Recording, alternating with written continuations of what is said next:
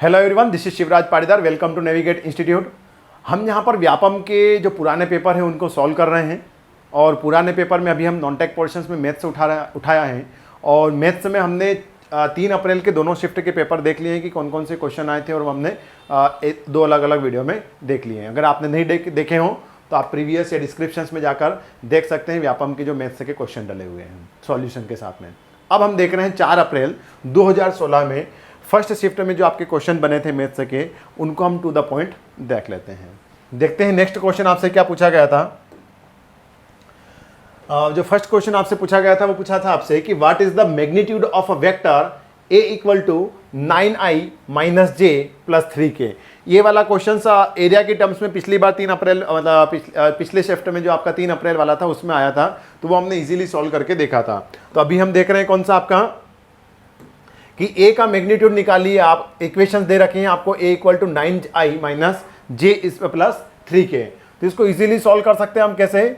इसको square root कर देंगे। जो i और j और इनके फैक्टर्स हैं उनको हम क्या कर देते हैं, स्क्वायर को रूट कर देते हैं। तो क्या हो जाएगा, स्क्वायर रूट में आपकी इक्वेशंस बाहर निकल जाएगी। जैसे i का फैक्टर a है तो a का स्क्वायर प्लस b का स्क्वायर प्लस k का स्क्वायर, तो 9 का स्क्वायर प्लस j का फैक्टर क्या है तो -1 का स्क्वायर प्लस k का फैक्टर कितना है 3, तो 3 का स्क्वायर। इसको सॉल्व करेंगे आप तो ये हो जाएगा आपका कितना 81 प्लस 1 प्लस 9। तो कितना आएगा ये 9 और 1 10 एंड 10 81 91। तो रूट ऑफ 91 हमारा आंसर बन जाएगा। कितना बनेगा गाइस हमारा a equal to root of 91 आपकी इक्वेशंस में आंसर रहेगा। तो मीन्स ऑप्शन नंबर आपका जो 4th हो रहा है वो सही हो रहा है हमारा। क्लियर है? नेक्स्ट क्वेश्चन पर फिर बढ़े हम कि 3 numbers 4x minus 6 and x plus 9 forms a geometric progression, मतलब गुणात्मक श्रेणी बना रही है। तो what can be the possible value of x। तो यहां से x की पॉसिबल वैल्यू क्या हो सकती है। हम जानते हैं कि इन जीपी मतलब जियोमेट्रिक प्रोग्रेशंस में सीरीज आपका रेशियो होता है। तो in GP ratio will be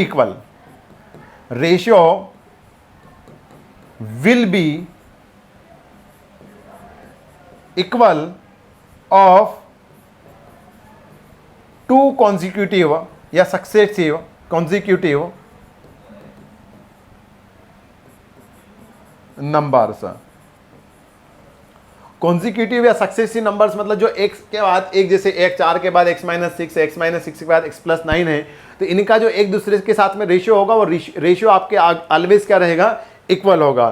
तो दो एयरफॉर हम क्या लिख सकते हैं कि जो आपका 4, x माइनस 6 और x प्लस 9 है, तो इनका जो रेशियो रहेगा ना वो रेशियो हमारा क्या रहेगा, इक्वल रहेगा। तो वो रेशियो देख लेते हैं हम। तो रेशियो क्या रहेगा, और एपी में क्या होता है, डिफरेंस इक्वल होता है।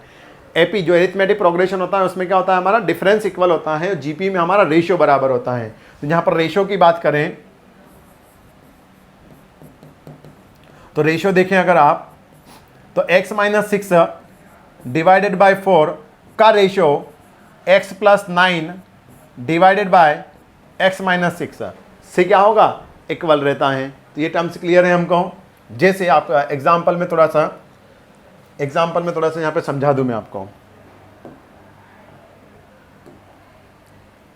क्या एग्जाम्पल, जैसे 2, 4, 8, 16 ये इक्वेशंस हैं। तो 4/2 कितना होता है, 2 का रेशियो। 8/4 2, 16/8 2। तो ये रेशियो क्या हो रहा है, इक्वल हो रहा है। दिस सीरीज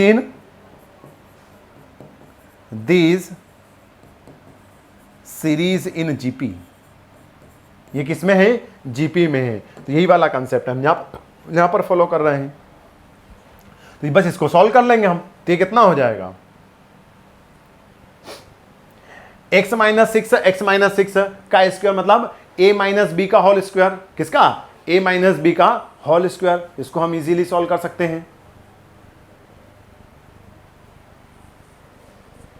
तो क्या हो जाएगा, a का स्क्वायर मतलब x का स्क्वायर माइनस ए माइनस बी का स्क्वायर मतलब ए का स्क्वायर प्लस बी का स्क्वायर, तो ए का स्क्वायर प्लस बी का स्क्वायर मतलब यहाँ पर 36 माइनस 2ab, तो 2ab मतलब 6 इंटू 2 इंटू एक्स मतलब 12x, और वो भी माइनस का 12x equal to 4x plus 36। Clear? तो अब इस इक्वेशंस को आप इधर लेकर आ जाओ, तो ले आएंगे हम इसको इधर, तो ये कितना हो जाएगा, देखो 36 से 36 कैंसिल आउट हो जाएगा, 36 से 36 कैंसिल, तो बचेगा कितना, ये 4x इधर आएगा, तो एक्स स्क्वेयर माइनस 16x शायद है ना, हाँ, बराबर 0। तो x कॉमन निकाला आपने, तो ये बचा यहाँ पर x माइनस 16 इक्वल टू 0। तो x की वैल्यू क्या हो सकती है, यहाँ से x इक्वल टू 0 और x इक्वल टू 16। देख लीजिए हमारा क्या हो रहा है कि x इक्वल टू 0 आ सकता है या फिर x इक्वल टू 16, तो ऑप्शन में हमको दे रखा है 16, तो x इक्वल टू क्या रहेगा, 16 हमारा आंसर हो जाएगा। क्लियर है गाइज? तो नेक्स्ट क्वेश्चन पर हम फिर मूव करें, तो क्या है नेक्स्ट क्वेश्चन हमारा कि in a hotel the rent for, अच्छा क्वेश्चन है, in a hotel the rent for the first 3 days in the hotel is 50 rupees charge. पहले 3 दिन का जो है वो कितना चार्ज किया जाता है, हर एक दिन का 50 रुपए पर डे के हिसाब से, and for the next 5 days the rent will be 100 rupees per day. अगले तीसरे मतलब 5 दिन के लिए, मतलब 3 दिन बीतने के बाद जो 3 दिन बीतने के बाद जो आगे के 5 दिन रहेंगे उनका चार्ज क्या लिया जाएगा, 100 rupees per day, and for the remaining days the rent will be 300 rupees per day. और बाकी 5 दिन मतलब 3 दिन और 5 दिन के आगे जितने भी दिन रुको उन सभी दिन का एक एक दिन का चार्ज कितना रहेगा, 300 rupees per day. Initially the registration fee is 50 rupees, और रजिस्ट्रेशन फीस कितना है आपका, एक टाइम पर 50 रुपए लगेंगे, एक बार आएगा आप तो। If any guest paid 1300 rupees, अगर किसी गेस्ट ने वहां पर आकर और जाते टाइम पर वहां पर उसने बोला कि मैंने 1300 रुपये चुकाए, अपने दोस्तों को बोला कि भाई साहब मेरे यहाँ पर स्थिति क्या थी कि मैं जिस होटल में रुका था वहाँ पर होटल ऐसी थी कि पहले 3 दिन तो उन्होंने मेरे से 50 रुपये लिए पर डे के हिसाब से, फिर अगले 5 दिन के लिए उन्होंने कितने कर दिए थे, 100 रुपये पर डे कर दिए थे, और बाकी के जो दिन बचे थे उसके मैंने चार्ज दिया है 300 रुपये पर डे, और 50 रुपये मुझे रजिस्ट्रेशन के देना पड़े, और इन सभी को मिलाकर मैंने कितने दिए हैं कि 1300 रुपये। तो उस बंदे से पूछा कि बताओ मैं कितने दिन रुका वहाँ पर, क्या पूछा आपसे कि then how many days he stayed in it, तो 1300 रुपये में वो कितने दिन रुका होगा उस होटल के अंदर। तो लेट हम जैसे देखते हैं कैसे हो सकता है, तो रेंट उसने लिया होगा जैसे पहले की 3 दिन, तो अगर वो 3 दिन रुकेगा तो उसको कितना 50 रुपये तो देना ही है, तो दे दिए उसने, तो 3 दिन के हिसाब से, प्लस और कितने देगा वो, अगर 5 दिन रुका तो उसको कितने 100 रुपये के हिसाब से देना ही है। फिर क्या है, अगर रिमेनिंग डेज जितने भी रुकता है, तो मान लीजिए कि वो आगे 3 और 5 के बाद वो x दिन रुका, कितने दिन, x दिन और रुका, तो ये x दिन और रुका वो, और हर एक दिन का कितना देना पड़ेगा उसको, 300 रुपये एक्स्ट्रा, और 50 रुपये उसका रजिस्ट्रेशन चार्ज, और ये सभी मिलाकर कितना हो जाएगा 1300 रुपये। क्लियर? तो अब अगर इसको हम सोल्व करें तो कितना हो जाएगा, 150, 500, 300x धन 50 और ये 1300 रुपये। तो अगर 300x को आप यहीं रखो,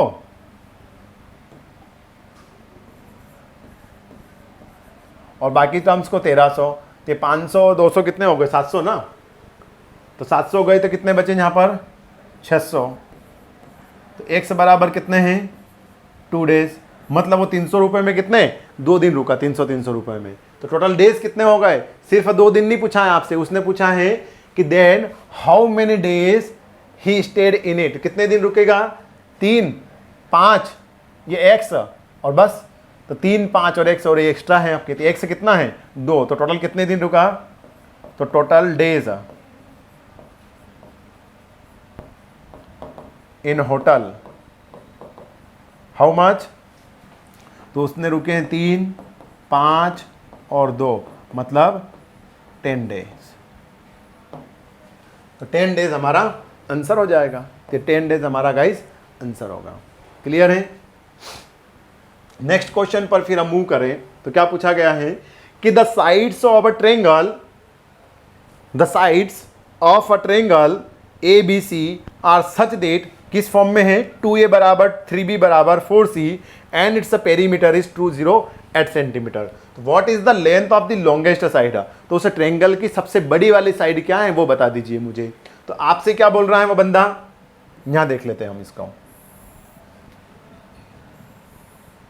इसका सॉल्यूशन देखें अगर हम, तो ट्रेंगल दे रखा है, तो ट्रेंगल की ये साइड से हैं ए बी सी। अब बात करें पेरीमीटर, तो पेरीमीटर कितना हो जाएगा, a प्लस बी प्लस सी बराबर 208, ये दिया है पेरीमीटर।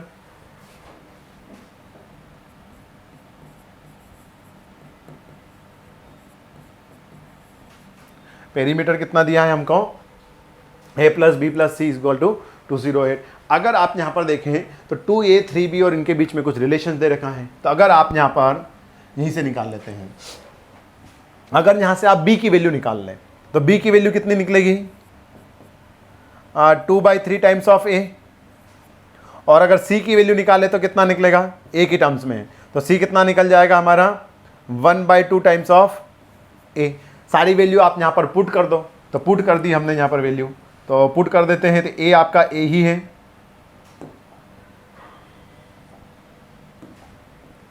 हमने क्या कर दिया, a की वैल्यू a, b की वैल्यू है मेरे पास 2/3 ऑफ a, c की वैल्यू है 1/2 times of a is equal to 208।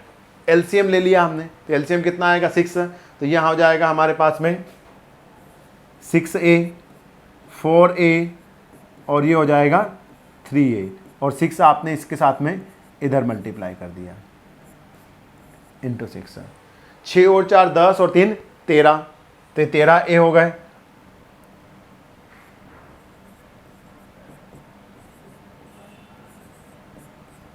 Into 6।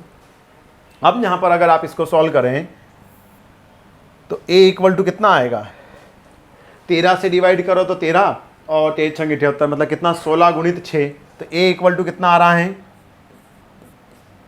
16 into 6 मतलब 96 सेंटीमीटर। कितना आ रहा है गाइस हमारा 96 सेंटीमीटर।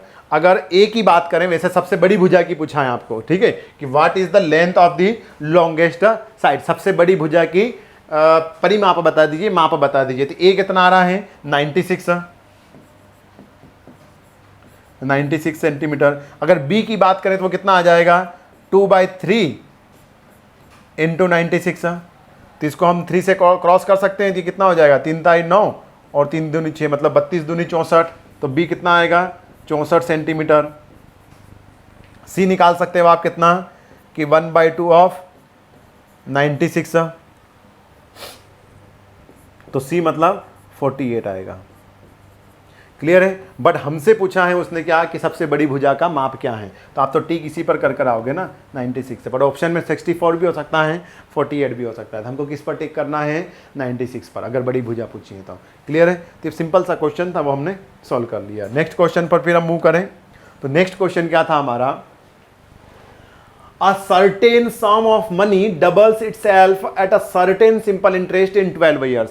12 साल में कोई जो धन है वो क्या हो रहा है, डबल हो रहा है।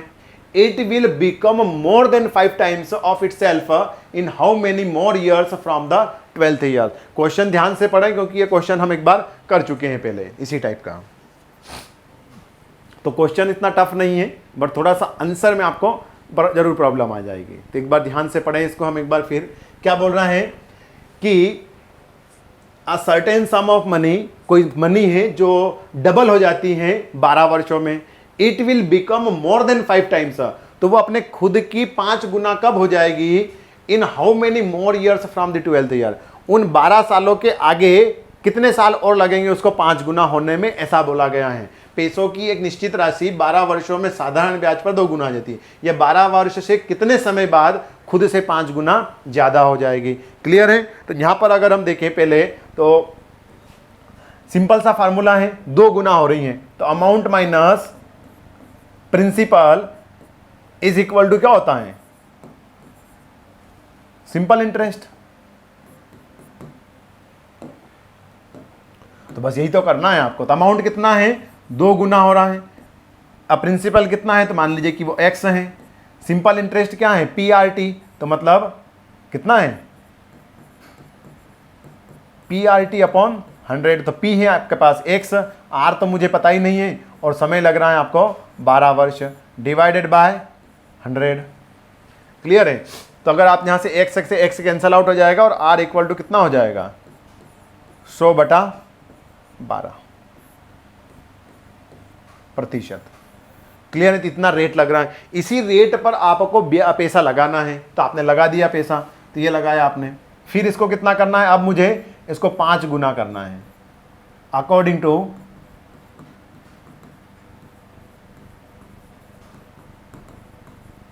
क्वेश्चन। तो अगर क्वेश्चंस के हिसाब से देखें आप,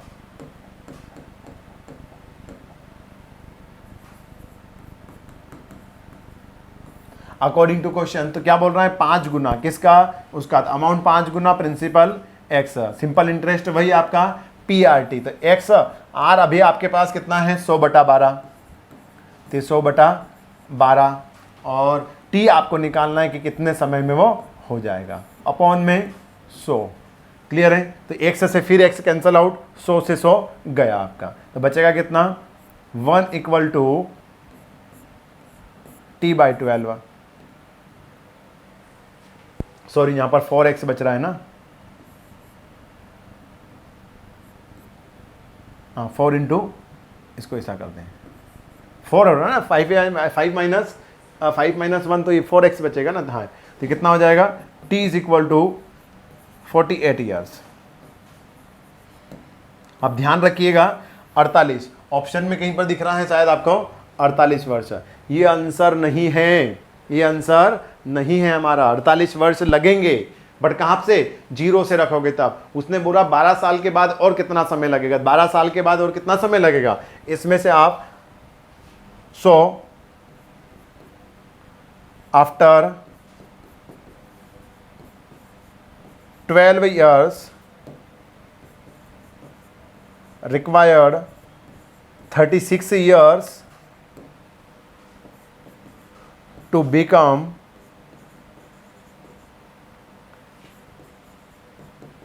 this amount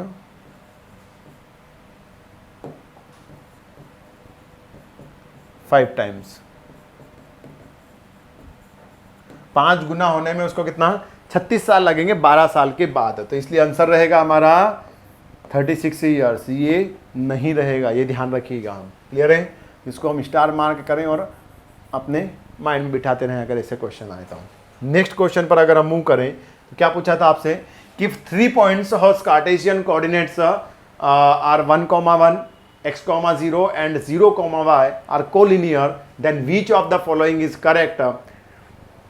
कार्तीय निर्देशांक में आपके 1,1 x, 0 और y 0, y एक समरेख में है। समरेख मतलब होता है कि समरेख लाइन वो रिप्रेजेंट करती है जिससे जिस बिंदुओं से जो लाइन गुजरती है वो एक सीधी रेखा को रिप्रेजेंट करती है। किसको रिप्रेजेंट करती है गाइस, हमारे एक सीधी रेखा को रिप्रेजेंट करती है। यहां पर देखें, हम यहां पर लिख लीजिएगा, कोलिनियर रिप्रेजेंट क्या करती है आपको, कि कोलिनियर पॉइंट से या कार्टेशियन कोऑर्डिनेट्स अगर कोई कोलिनियर हो तो वहां से जो रेखा निकलेगी वो एक सीधी रेखा होगी। क्लियर है। तो सीधी रेखा का इक्वेशंस फॉर कोलिनियर पॉइंट्स क्या होता है, तो कोलिनियर पॉइंट्स के लिए इक्वेशंस होती हैं हमारी x1 bracket y2 minus y3 plus x2 y3 minus y1 plus x3 y1 minus y2 equal to 0। Equal to कितना होता है, 0 टर्म्स। क्लियर है।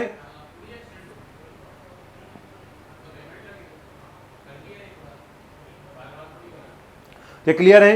अब अगर आप यहां पर देखें, x1 और x2 क्या है, ये जो टर्म्स हो रही हैं, जैसे ये x1 हो गया, ये हमारा y1 हो गया, ये ऐसी टर्म्स हमारी x1 y1 x2 y2 है। क्लियर है। तो यहाँ पर जैसे हम लिख देते हैं, यहाँ पर दिख ही रहे हैं हमको वैसे कार्टेशियन कोऑर्डिनेट, बट फिर भी मैं यहाँ पर एक बार रिप्रेजेंट कर देता हूँ। क्या है हमारे पास में 1,1 x, 0 और 0,y पुट कर देते हैं। तो क्या है कि 1,1 है, तो x1 की वैल्यू कितना है, ये भी लिख लें आप यहाँ पर, x1, x2 and x3।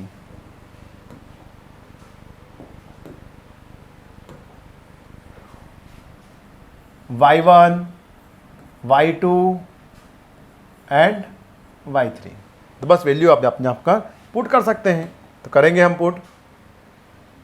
x1 दिया हुआ है आपको 1, तो 1, y2 की वैल्यू दिया है आपको कितना 0, और y3 की वैल्यू दिया है आपको y, प्लस x2 की वैल्यू दिया है आपको x, y3 की वैल्यू दिया है आपको y, y1 की वैल्यू दिया है आपको 1, x3 की वैल्यू दिया है आपको कितना 0, y1 की वैल्यू दिया है आपको 1, और y2 दिया है आपको 0, equal to 0।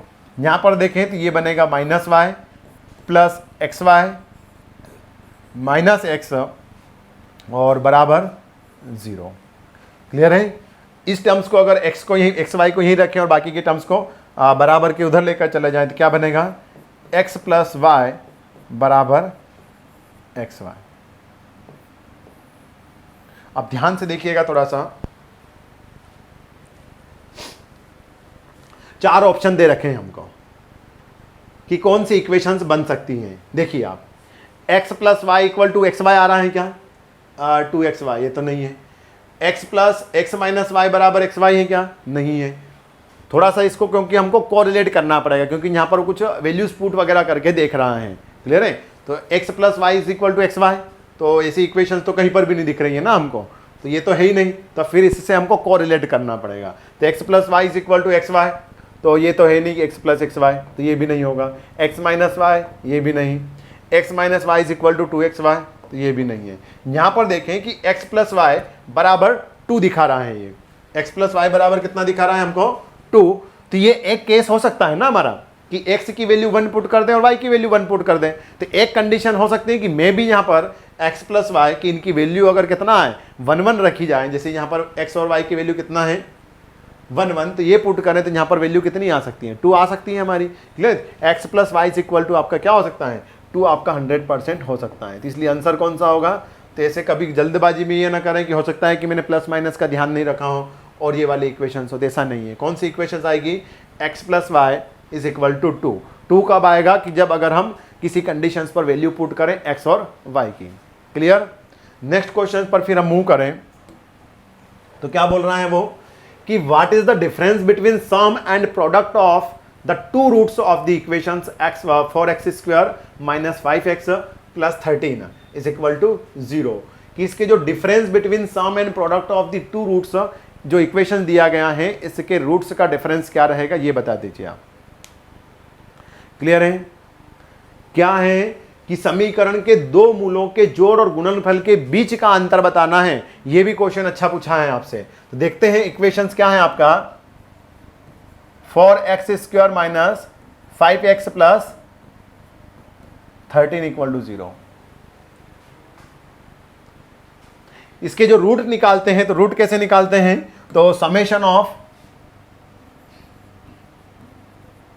Some of roots, तो ये निकलता है आपका कैसे, अल्फा प्लस बीटा, और ये होता है माइनस बी बाय ए। माइनस है फार्मूले का और b की वैल्यू आपको ऐसा पॉजिटिव इक्वेशंस में दी जाती है। कैसे दी जाती हैं, तो यहाँ पर b है आपका x का गुणक, तो वो कितना है माइनस का, तो खुद ही है वो, तो -5 डिवाइडेड बाय 4, a मतलब x स्क्वायर का गुणक। वैसे ही अगर हम बात करें प्रोडक्ट की, तो प्रोडक्ट ऑफ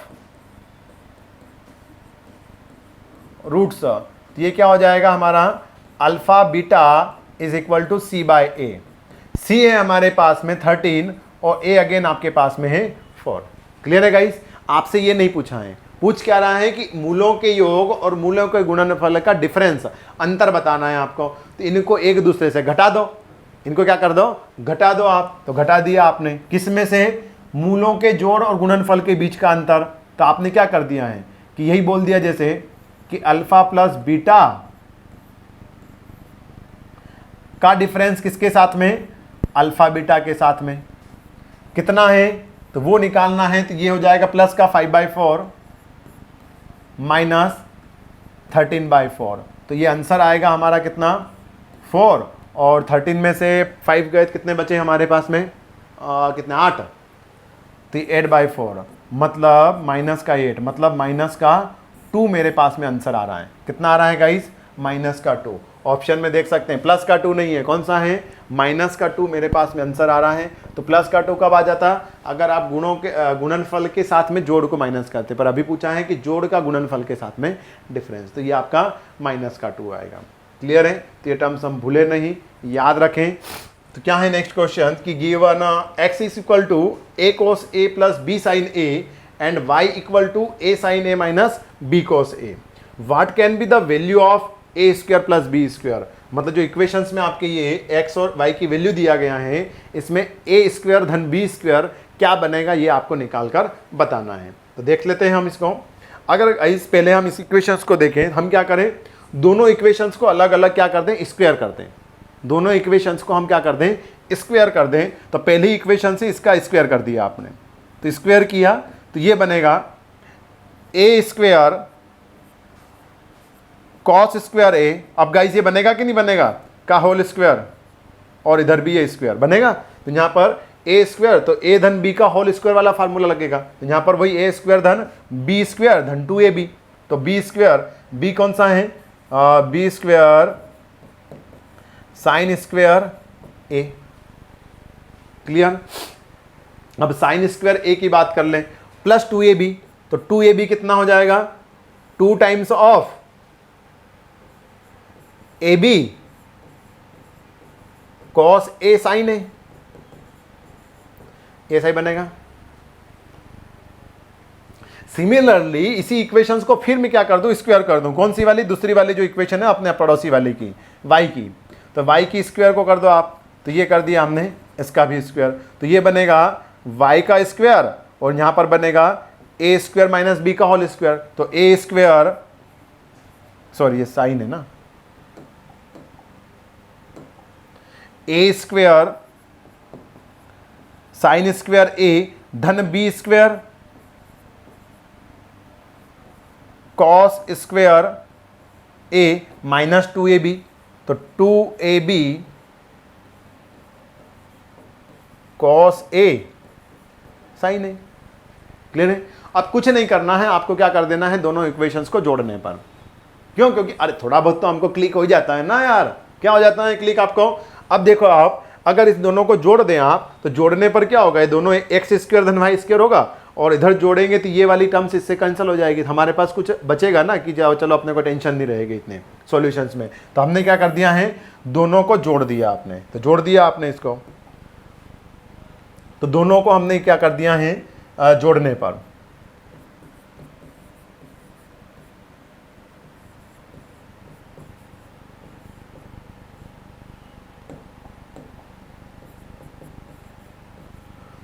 तो ये हो जाएगा LHS side x square plus y square, और बात करें अगर RHS साइड तरफ,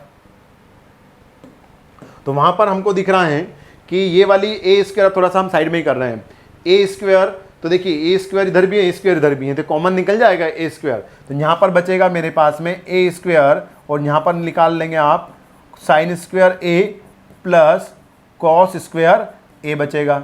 वैसे ही गाइस एक बार फिर आपको दिख रहा है बी, तो बी फिर कॉमन निकाल लो आप यहां से, तो बी स्क्वायर अगर आप कॉमन निकालें तो बचेगा यहां पर साइन स्क्वायर ए धन कॉस स्क्वायर ए, और ये बची हुई टर्म्स हैं, ये प्लस माइनस है, तो एक दूसरे से क्या होगा, कैंसिल होकर जीरो हो जाएगा। साइन थीटा धन साइन स्क्वायर थीटा धन कॉस स्क्वायर थीटा क्या होता है 1, तो ये भी 1 और ये भी 1, तो बचेगा क्या, तो ये बचेगा हमारे पास में कि एक्स स्क्वायर धन y square is equal to A square धन बी स्क्वायर।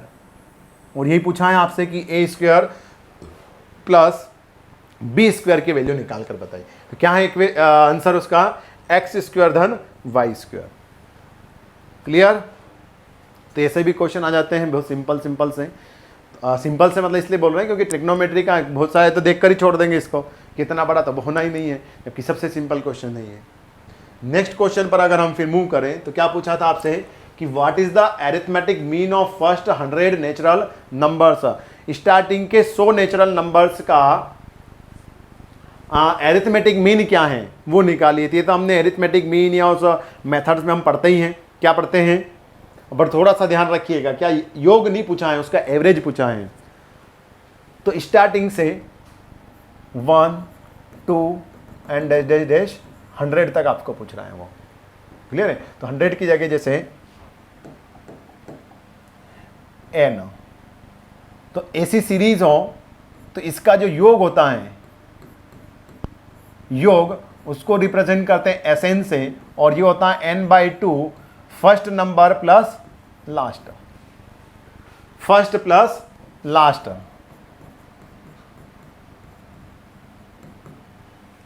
तो फर्स्ट क्या है मेरे पास में,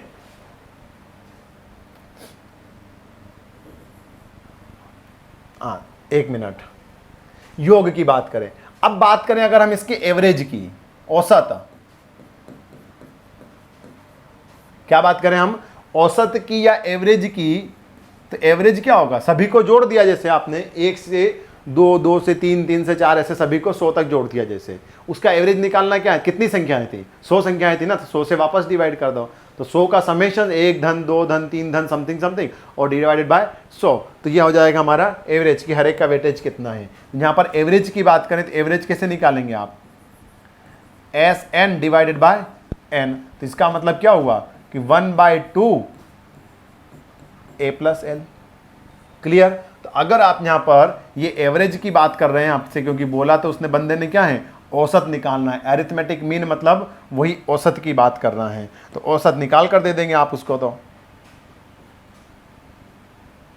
तो कितना आएगा औसत, तो औसत आएगा कि 1/2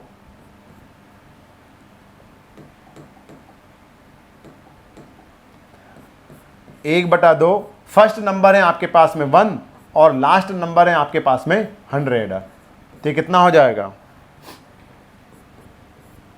50.5, 50.5। तो ये ना कर दें कि 50 होगा, डायरेक्ट आंसर क्या हो रहा है हमारा 50.5।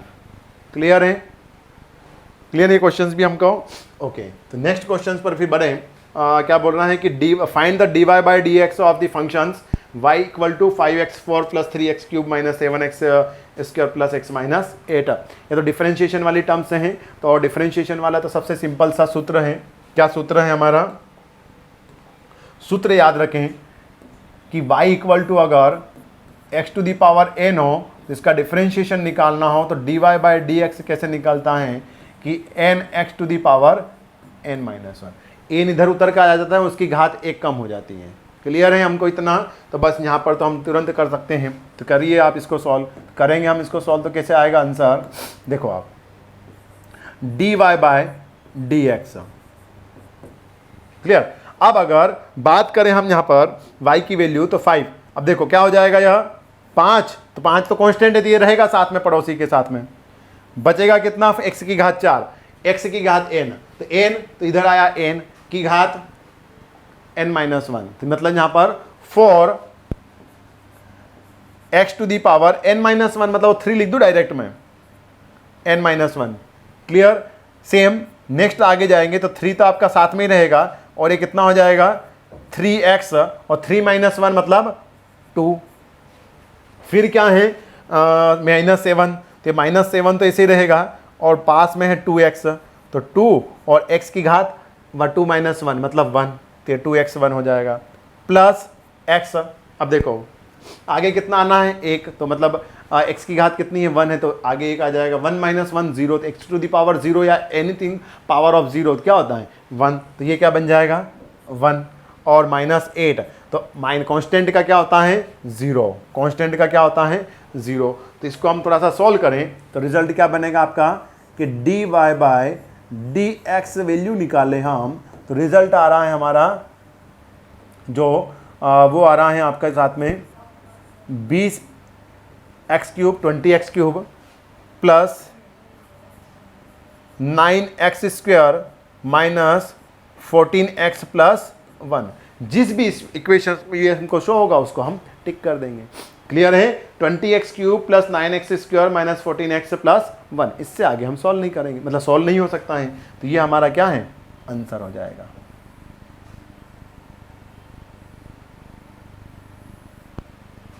क्लियर है गाइस? ओके, तो फिर हम आगे बढ़े। नेक्स्ट क्वेश्चन पर अगर हम मूव करें तो क्या पूछा था आपसे कि the sum and difference between LCM and HCF of two numbers is 84 and 60 respectively. If one of the number is 24 then find the other number. दो संख्याएं हैं जिसमें एलसीएम और एचसीएफ का जो है उन संख्याओं का अंतर और योग आपको दिया गया है। दो संख्याएं हैं, दो संख्याओं के एलसीएम निकालें तो the sum and difference between LCM and HCF और two numbers is 84 and 60 respectively. If one of the number is 24 then find the other number. तो दूसरा नंबर क्या होगा ये बताइए। दो संख्याएं हैं, दो संख्याओं का आपने क्या निकाला, एलसीएम और एचसीएफ। तो उन संख्याओं के एलसीएम और एचसीएफ को जोड़ा तो कितना आया 84, और उन संख्याओं के एलसीएम और एचसीएफ को घटाया तो 60 आंसर आया। और एक संख्या उसमें से 24 है, तो दूसरी संख्या बता दीजिए, ये आपसे पूछ रहा है वो। तो हम जानते हैं कि हम क्या जानते हैं, क्वेश्चन ही बोल रहा है, तो उसके हिसाब से पहले लिख लेंगे हम। क्या लिखेंगे आप कि एलसीएफ प्लस एचसीएफ ये दिया है आपको कितना 84, और दूसरा बोल रहा है कि LCM minus HCF is equal to 60। अब इसको सॉल्व कर लो आप, तो क्या है माइनस प्लस कैंसल आउट, तो बचेगा कितना 2 times of LCM is equal to 144। तो एलसीएम कितना बचा हमारे पास में 72। एलसीएम कितना आया हमारा 72। गाइस अगर एलसीएम 72 है तो एचसीएफ क्या निकाल सकते हो कि hence HCF highest common factor is equal to कितना होगा, आप इस इक्वेशन में पुट कर दो 72 plus HCF plus equal to 84। तो 84 माइनस 72, तो एचसीएफ यहां से हमारा निकल जाएगा, कितना निकलेगा 2, और ये कितना हो जाएगा 1।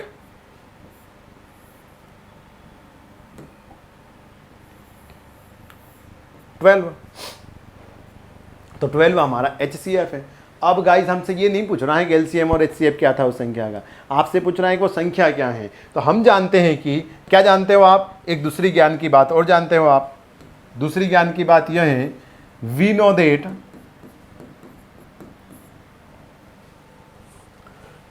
Product of LCM and HCF is equal to product of two numbers.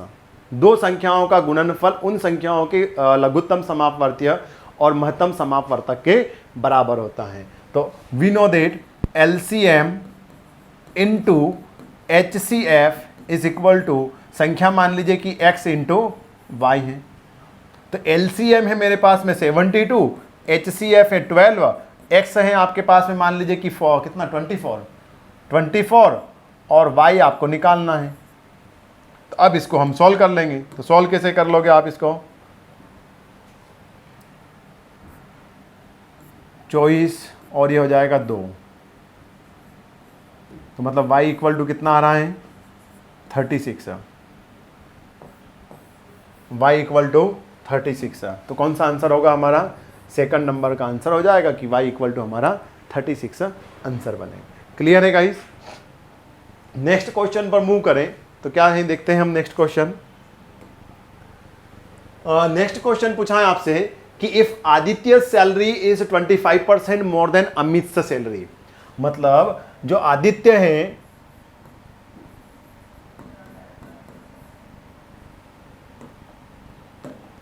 Aditya की salary 25% more than of Amit से सैलरी, मतलब अमित की अगर जैसे 100 है तो 100 से 25 रुपए और ज्यादा है उसकी, है कि नहीं है। तो मतलब कितना हुआ 1.2 टाइम्स ऑफ अमित, ऐसा ही है। तो then Amit salary is how much less than Aditya salary. तो आपसे वो पूछ रहा है कि आप ये बताओ कि वो आदित्य से कितना कम है अमित की सैलरी। तो आप इसको क्या कर दोगे, रिवर्स कर दोगे, तो ये हो जाएगा 1/25 of Aditya equal to Amit. तो जो अमित की सैलरी निकलेगी वो कैसे निकलेगी आपकी, 100 divided by 125 times of Aditya. तो आप इसको अगर सॉल्व करें तो ये कितना हो जाएगा, 25 चौक 125, 25 चौक 100, मतलब 0.8 टाइम्स ऑफ आदित्य। अरे है कि नहीं, कितना है कि अमित की सैलरी जो है वो 80% है, किसके, आदित्य की। तो 80% है मतलब क्या हुआ, 20% कम हुई ना। तो आपसे लेस पूछ रहा है, कहाँ पूछा है उसने कि लेस कितना है, तो कितना हुआ आपका 20% लेस देन आदित्य। क्लियर है, क्लियर है गाइज। तो ये यहाँ पर हमारे जो क्वेश्चन है ये हमने 14 क्वेश्चन सॉल्व कर लिए हैं, जो आपके 4 अप्रैल 2016 में आपके फर्स्ट शिफ्ट में आए थे। तो अगर वीडियोस आपको हेल्पफुल लगता है तो अपने दोस्तों के साथ में शेयर करें और उनका फ़ायदा करें, क्योंकि अपने दोनों साथ में ज्वाइनिंग होगी ना, दोनों दोस्त साथ में रहोगे आप, तो उनकी भी ज्वाइनिंग करवाइए साथ में। इसके लिए अपने दोस्तों के साथ में शेयर करें और नेविगेट इंस्टीट्यूट के यूट्यूब चैनल को सब्सक्राइब कर लें। Thank you to everyone.